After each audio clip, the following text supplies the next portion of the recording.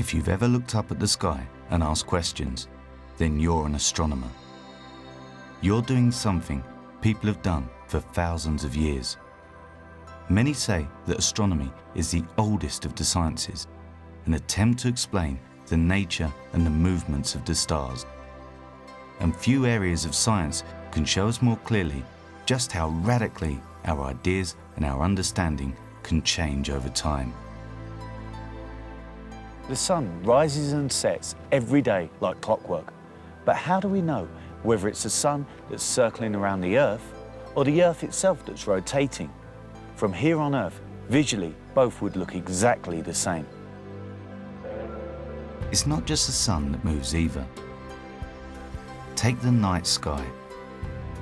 Like the sun, the moon rises and sets. And if we look at the stars, they all too appear to move, rotating around a single point. Again, there are two possible explanations. Either the stars or the Earth itself must be moving. For the ancient Greeks, the answer was simple. The sun and stars had to be moving, not the Earth. If the Earth was moving, wouldn't we feel it moving?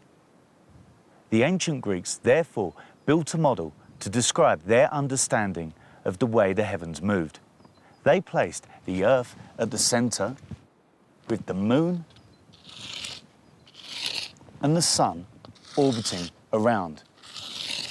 And the stars were fixed to a distant celestial sphere, itself rotating around the Earth. Everything moved in perfect circles, a symbol of the God's perfection. But there was a problem with this system. In Greek, they called them planetos, meaning wanderers. These objects moved back and forth across the night sky. They didn't cooperate.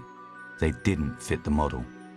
To account for these wandering stars, the Greek model had to be modified. Convinced that the heavens moved in perfect circles with a fixed Earth at the center, astronomers developed ever more complex models to account for what they saw.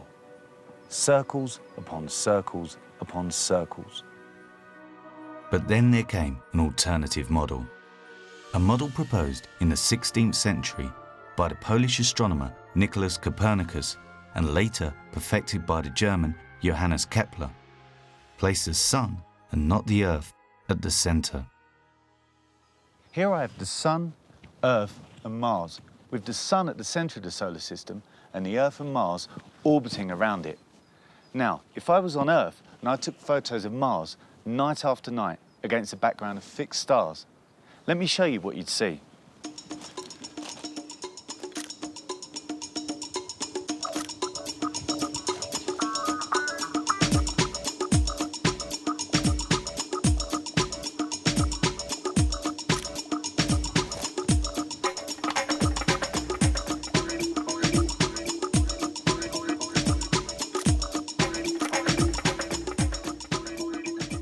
We see just what the ancient astronomers saw.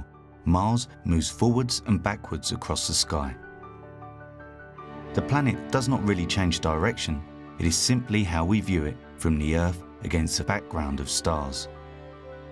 Those wandering objects we now know were not stars themselves, but planets. And this elegant, sun-centered solution could explain away the need for the old model's never-ending circles. Then, in 17th century Italy, the astronomer Galileo Galilei did something unprecedented. He built a telescope and he pointed it at the night sky. One of the many groundbreaking discoveries that Galileo made with his telescopes was that the planet Jupiter appeared to be host to 4 moons of its own. The first direct evidence that not everything revolved around the Earth. Our place in the cosmos was no longer special. In this new model, the planets orbited around the sun. And this meant for the sun and stars to move across the sky, the Earth must be rotating. Here is a clear example of how science works.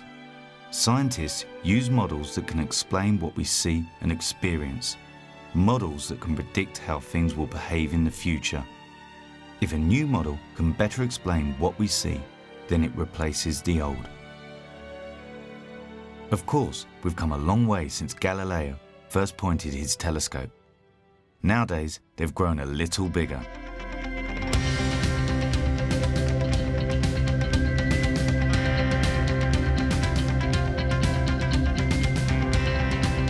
Telescopes like the Liverpool Robotic Telescope and the giant William Herschel Telescope, located alongside many others on the island of La Palma in the Canary Islands, high above most of the clouds. With telescopes like these, the planets that caused the Greeks so much trouble are revealed in all their wondrous beauty. We can now see them in glorious detail. We now know that some of those pinpricks of light we see are not planets or stars, but entire galaxies, each made up of billions of stars, and that we are just one of billions of such galaxies stretching across a cosmos that is larger than the ancients could have ever imagined. We've put telescopes into space, giving us a new perspective on the universe. We've sent probes to other planets and even observed the sunset on Mars. Better tools means better evidence, and this helps us develop better theories of how the universe works. The oldest of the sciences has come of age, and there's never been a better time to be an astronomer. Of course, there are some people who say that what we have learned has shown us that we and our planet are insignificant on the vast scale of the cosmos, but as far as we know, we're the only planet that's trying to understand how the universe works, and for me, that makes us special.